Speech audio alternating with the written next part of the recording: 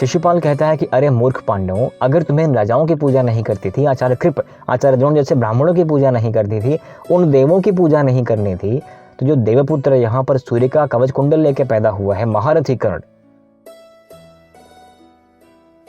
नमस्कार मित्रों, स्वागत है आप सभी का श्री महाभारत के इस महान कथानक में। और जो कहानी पहुंच चुकी है अब सभा पर्व में, और सभा पर्व में क्या हो रहा है कि दिग्विजय हो चुका है। अब उसके बाद यज्ञ शुरू होने वाला है। अभी सभी जगहों पर निमंत्रण जा चुके हैं। नकुल स्वयं पहुंचे हैं हस्तिनापुर में और कौरवों को लेके वापस आ रहे हैं। अब आपको ये तो पता है कि कौरव आ तो रहे हैं, बाहर से बड़े प्रसन्न भी हैं, लेकिन अंदर से क्या है, हर अलग अलग यज्ञ का अपना अपना नियम होता है, चाहे वो अश्वमेध हो या राजसूय हो। अब दिग्विजय हो चुका है। दिग्विजय होने के बाद जो धर्मराज की पदवी है इनको मिल चुकी है, सम्राट ये बन चुके हैं। अब अनेक अनेक देश के राजा आ रहे हैं, जितना उनका सामर्थ्य है उतना धन दे रहे हैं और चाह रहे हैं कि सारा का सारा कार्य हमारे पैसे से हो जाए। यहाँ पर राजाओं में होड़ लगी है, ईर्ष्या लगी है कि हम मैंने अधिक दिया, वो कह रहा मैंने अधिक दिया। ये बहुत कॉमन सी बात है, ये आज की बात नहीं है। आप इन ग्रंथों को देखेंगे ना, पढ़ेंगे ना, तो आपको एक बात समझ आएगी कि काम, क्रोध, मद, लोभ जितने भी विकार हैं, चाहे ईर्ष्या हो चाहे पाप हो, यह हमने नहीं पैदा किए हैं। ये सृष्टि के आरंभ से ही हमारे साथ हैं और सृष्टि के अंत तक हमारे साथ रहेंगे। मनुष्य इन्हीं में लिप्त है। तो सभी महाराज आते हैं। आप सबको पता है कि मैदानों ने एक भयंकर सभा बनाई थी, बहुत बड़ी सभा बनाई थी कि पूरा विश्व यहाँ पर बैठ सकता था। अब स्वयं महाराज द्वार पे खड़े होकर सभी का सम्मान कर रहे हैं, स्वागत कर रहे हैं कि आइए। सब लोग अपने अपने कक्ष में, एक कक्ष बनाया गया था, बताया गया था कि आपको यहाँ रहना है। सिंपल सी बात है, होटल्स में ऐसा ही होता है, कोई गैदरिंग होती है तो आपको ये रूम अलॉट कर दिया गया है। तो सबको अपना अपना एक कक्ष मिला हुआ है, लोग वहीं पर जा रहे हैं और भगवान कृष्ण के आदेशानुसार वहाँ पर सारे कार्य हो रहे हैं। जब पितामह पहुँच जाते हैं, सभा लग जाती है, तो युधिष्ठिर कहते हैं कि मैं यहाँ पर किसकी पूजा करूँ पितामह, आप बताइए सर्वश्रेष्ठ कौन है। अब पितामह को दशावतार, 24 अवतार, इन अवतारों के बारे में पता था। उनको पता था कि स्वयं महाविष्णु नारायण ही हैं, कृष्ण, जो यहाँ पर अवतार लेकर के आए हैं। तो उन्होंने कहा कि आज इस भूमंडल पर अगर हमारे लिए, तुम्हारे लिए कोई पूज्य है तो वो कोई और नहीं, ये कृष्ण ही है, ये वासुदेव हैं। तो निसंकोच जा करके तुम इनकी पूजा करो। मित्रों, यहाँ महाभारत में स्पष्ट इसका वर्णन भी है कि कौन कौन से भूप आए थे और किस किस दिशा से आए थे।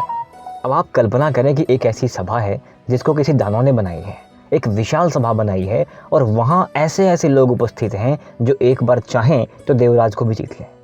वो सभा कैसी लग रही है? नीचे मनुष्य हैं, ऊपर से देवता देख रहे हैं और ये इंद्रप्रस्थ का आंगन है। तो वार्तालाप चल रहा होता है, जैसे कृष्ण का उद्घोष होता है। आप सबको पता है कि एक व्यक्ति हर किसी को प्रसन्न नहीं रख सकता। क्या कृष्ण को नहीं चाहने वाले कम थे क्या? कृष्ण से द्वेष, घृणा रखने वाले कम थे क्या? बहुत थे। तो उनके मन में बड़ी कुदर बुदर होती है, यार ये क्या हो गया, ये कैसी बातें कर रहे हो। अब ये सब बोलते तो नहीं, साहस नहीं कर पाते, क्योंकि ये उचित नहीं होता है, या तो एटिकेट्स मान लीजिए, या साहस नहीं कर पाते। लेकिन शिशुपाल, जो कृष्ण का भाई लगता था, पांडवों का भाई लगता था, आप सबको संबंध पता है कि कृष्ण की बुआ का बेटा शिशुपाल भी था। शिशुपाल चेदी का राजा था और रुक्मिणी, जो भगवान की पत्नी थी, उनके साथ विवाह करना चाह रहा था, ये कारण था। और कंस वध के बाद शिशुपाल ने क्या किया, शिशुपाल जाकर के जरासंध के राज्य में उनका सेनापति बन जाता है। तो इतने कारण काफ़ी थे शिशुपाल को कृष्ण से नफरत करने के लिए, घृणा करने के लिए, द्वेष रखने के लिए। तो वो, उससे ये बात पचती नहीं है। वो चिल्ला पड़ता है कि ये कैसी बातें कर रहे हो, तुम तो कुरु वंशज हो, भरत वंशज हो, तुमसे ऐसी बातें एक्सपेक्टेड नहीं है। अब आप सबको पता है उसका वध होना था, तो विनाश काले विपरीत बुद्धि, मृत्यु सामने खड़ी है, तो ऐसी बातें मनुष्य कर देता है। अब वो शुरू हो जाता है, जो कुछ मन में उसके आता है बोलना शुरू कर देता है कि मैं तो इसको क्षत्रिय नहीं मानता, यहाँ क्षत्रियों की सभा में इसका पूजन क्यों हो रहा है, ये एक ग्वाला है, इसकी इतनी सारी पत्नियां हैं, कोई चरित्र नहीं है, तुमने पता नहीं कैसे पूजा कर लिया। अब तुम्हारी इन हरकतों से मुझे लगता है कि ये पांडु भी ना, पांडुपुत्र भी ना, बेसिकली सब कायर हैं। ना तो इन्हें कुछ आता है, ना तुम्हें कुछ आता है, ना तुम्हें धर्म का मान है, ना परंपरा का मान है। भीष्म, तुम्हारी प्रतिज्ञा भी बकवास है, तुम खुद नपुंसक हो, ऐसी बातें करना वो शुरू कर देता है। तो पहले तो भीम उठ पड़ते हैं उसे मारने के लिए। जब भीम उठ पड़ते हैं मारने के लिए, तो भीष्म उन्हें पकड़ लेते हैं कि रुक जाओ, शांत रहो, ऐसा कार्य हमें नहीं करना चाहिए। लेकिन शिशुपाल की ऐसी बातें जब कई लोगों ने सुनी, और सभी लोग, काफ़ी लोग वहाँ पर नफरत कर रहे थे, घृणा कर रहे थे, तो वो लोग एकजुट हो जाते हैं कुछ लोग और कहते हैं कि हाँ, लगता है अगर कृष्ण की पूजा हुई तो भीष्म को हम यहीं पशु की तरह घेर के मारेंगे। अब आप समझ रहे हैं माहौल कैसा हो गया, पूजा पाठ का माहौल चल रहा है, वहाँ युद्ध होना शुरू हो जाता है। तो जैसे ही ये सारी बातें होती हैं कि हम घेर के मारेंगे, भीष्म जी कहते हैं कि जिसमें साहस हो वो आए, युद्ध कर ले। तो कोई युद्ध करने तो नहीं आता है, लेकिन शिशुपाल कहता है कि तुम्हारे सबसे करीबी पांडव, तुम्हारे सबसे करीबी जो है वो द्रुपद है। तुमने उनकी पूजा नहीं करी, कितने महान व्यक्ति हैं वो। विराट है, तुमने उनकी पूजा नहीं करी, कितने महान व्यक्ति हैं वो। तुम और सारी बातें छोड़ भी दो, तुम आचार्य द्रोण की पूजा नहीं कर सकते, तुम्हारे गुरु हैं वो। कृप की नहीं कर सकते, अश्वत्थामा की नहीं कर सकते। अश्वत्थामा और द्रोण से आज पूरे विश्व में जीतने वाला कोई नहीं पैदा हुआ है। इतना महान व्यक्ति होने के बाद, ब्राह्मण होने के बाद भी तुम ये सब छोड़ के एक ग्वाले की पूजा कर रहे हो। अब कृष्ण को तुमने इतना सम्मान दिया है, इतना सम्मान देने के बाद तुमने भीष्म को इतना सम्मान दिया है, तो मुझे तो तुम सबकी नियति में खोट लगता है कि तुम सही में पांडुपुत्र हो भी या नहीं। शिशुपाल कृष्ण से कहता है कि जैसे कभी आहुति चल रही हो, यज्ञ चल रहा हो, कोई घी का एक बूंद ज़मीन पे गिर जाए तो कुत्ता उसको चाट के बड़ा प्रसन्न अनुभव करता है कि मुझे तो घी की आहुति मिल गई। तो कृष्ण, तुम्हें अगर यहाँ पर पूजा मिली है इन पांडवों के द्वारा, नीच पांडवों के द्वारा, तो तुम स्वयं को देव ना समझो। तुम वो कुत्ते हो जिसे गलती से घी मिल जाता है आहुति के टाइम पे। अब आप कल्पना करें कि दृश्य कैसा रहा होगा।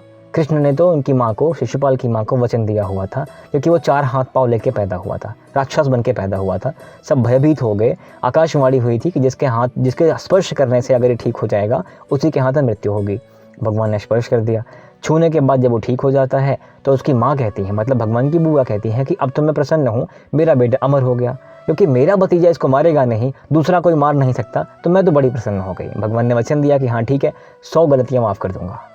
अब भगवान तो यहाँ काउंटिंग करे जा रहे हैं, लेकिन ये अपनी गलतियाँ बकाए जा रहा है, बड़ी बड़ी बातें करे जा रहा है। अब यहाँ कहता है कि तुमने इन क्षत्रियों की पूजा नहीं की, राजाओं की पूजा नहीं की। अर्जुन के पिता तो इंद्र हैं, इंद्र के मित्र भगदत्त हैं, वो हमारे सामने खड़े हैं, लेकिन तुमने उस बुजुर्ग व्यक्ति की पूजा नहीं करी और तुम इस ग्वाले की पूजा कर रहे हो। ये बुजुर्ग है, अगर बुजुर्ग भी होना था तो इसके बाप की पूजा कर लो, वसुदेव की पूजा कर लो, इसकी पूजा क्यों कर रहे हो। अब भीष्म जी यहाँ पर सबको वृत्तांत बताते हैं, युधिष्ठिर को वृत्तांत बताते हैं कि ये कृष्ण हैं कौन, नारायण हैं तो कैसे हैं, और सारी बातें यहाँ बताते हैं।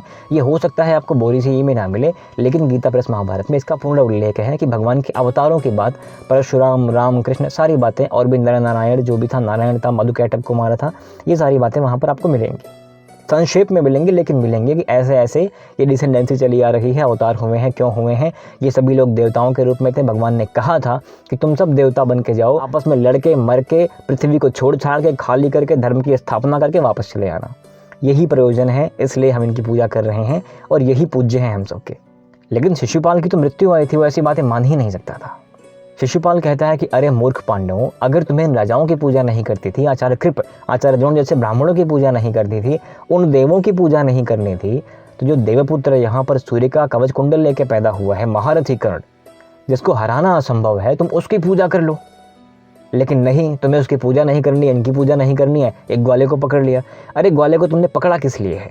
तुष्टिकरण ही तो कर रहे हो ना, क्योंकि उसके बल पे तुमने ये सब जीता है, तो उसको प्रसन्न करने के लिए तुम ये सब कर रहे हो। और पांडव करे तो बात समझ में आती है, ये बुजुर्ग भीष्म कर रहे हैं, ये मुझे समझ नहीं आता। अभी अभी तुम सबने मिल करके जरासंध का वध किया है, छल पूर्वक किया है, पाप से किया है, इसके बाद भी तुम इस व्यक्ति को पूज्य मानते हो। मैं भीष्म की तो बात ही नहीं करना चाहता। इसके कारण तो एक स्त्री ने अपना दाह कर लिया, आत्मदाह कर लिया, या मृत्यु प्राप्त हो गई, क्योंकि ये हर के लेके आया था अपने भाइयों के लिए। अंबा अंबिका अंबालिका वाली कहानी बताता है। फिर भी तुम इस बुजुर्ग की बातें में आ रहे हो। ये बुजुर्ग नपुंसक है, किसी काम का नहीं, मति भ्रम हो चुकी है और हमें इसकी बात नहीं माननी चाहिए। अगर ये फिर कोई चेष्टा करेगा तो इसको हमें मारना भी पड़ेगा। युद्ध के लिए अनेक तरह से ललकार रहा होता है। भगवान ने गिनती शुरू कर दी, भगवान की गिनती पूरी हो जाती है, कहते हैं कि देखो भैया बात ऐसी है, अभी तक मैं गिन रहा था, गिनती हो गई है पूरी, तुम्हारा हो गया है टाइम पूरा, इसके बाद कुछ और कहोगे तो तुम्हारा वध हो जाएगा। कहता कि ओ ग्वाले, मैं डर रहा हूँ क्या तुमसे? तुम जैसे ग्वाले कितने आए कितने चले गए, शिशुपाल हूँ मैं, तुम जैसों को मसल के रख दूंगा एक मिट्टी में, क्या समझते हो मुझे? जोर जोर से अट्टहास करने लगता है। अब उसके बाद टाइम हो ही गया था उसका, भगवान ने आवाहन कर दिया चक्र का।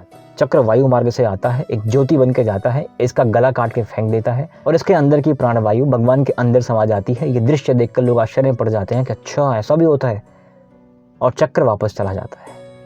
तो मित्रों, ये कहानी है शिशुपाल वध की। आपको एक बात ज़रूर ध्यान देनी चाहिए कि पहली ही गाली पर शिशुपाल का वध करने की क्षमता रखने के बाद भी एक व्यक्ति 99 गालियों तक उसकी प्रतीक्षा करता है, धैर्य रखता है, साहस रखता है, ऐसा करने के बाद फिर वध करता है, तो वो व्यक्ति बनता है कृष्ण। आज के टाइम पे धैर्य रखना बड़ा संभव सा हो गया है। एक व्यक्ति ने गाली पूरी करी भी नहीं होती है कि अगले व्यक्ति ने गाली दे दी होती है। तो ये समाज ऐसे बदलता जाता है, आदिकाल से बदल ही रहा है, युग इसी तरह से बदलते रहते हैं। हर अवतार की अपनी अपनी क्षमताएं होती हैं। जो क्षमता कृष्ण के पास थी वो क्षमता राम के पास नहीं थी, वो क्षमता परशुराम के पास नहीं थी, क्योंकि सभी चीज़ें प्रीडिफाइंड होती हैं। एक उद्देश्य के लिए अवतार होते हैं और ये अपनी मर्यादा कभी नहीं लांघते। आज का नरेशन तो बड़ा बदल गया है ना, अलग ही नैरेटिव सेट है। 16,108 पत्नियाँ, छल से मारा, ये कर दिया, वो कर दिया। आपको समझ आना चाहिए कि चीज़ें क्यों हुई और कैसे हुई। खैर, मैं यहाँ पर वापस फैक्ट बताने नहीं आया हूँ, कहानी पढ़ना मेरा काम है, मैंने कहानी पढ़ी है। मिलते हैं कल, क्योंकि अब जो है द्यूत क्रीड़ा शुरू होने वाली है। इनसे पांडवों का सुख नहीं देखा जाता। अब इनको पता है कि जिससे को द्यूत खेलना नहीं आता है। शकुनी को पता है, वो कहता है खेलना नहीं आता, बड़ा शौकीन है। लेकिन आपको बड़ी कमाल की लाइन आपको यहाँ समझ आएगी कि बुद्धिहीनों को तो विद्या विद्या भयंकरी। कोई चीज़ अगर आपको पूरी ना आती हो तो नहीं डालना चाहिए उंगली। या तो पूरा आप योग्य हैं, सक्षम हैं, समर्थ हैं तो करिए, नहीं आती तो शौकिया तौर पर बहुत कुछ काम मत कर लिया करिए। यही हुआ था महाराज के साथ। युधिष्ठिर ने क्या किया था, पूरा तो आता नहीं था, छल से हरा दिया गया, ये समझ भी नहीं पाते हैं और सारा कुछ हार जाते हैं, महाभारत हो जाती है। तो आज के लिए बस इतना ही मित्रों, आपके आशीर्वाद का आकांक्षी। Thank you very much. जय हिंद।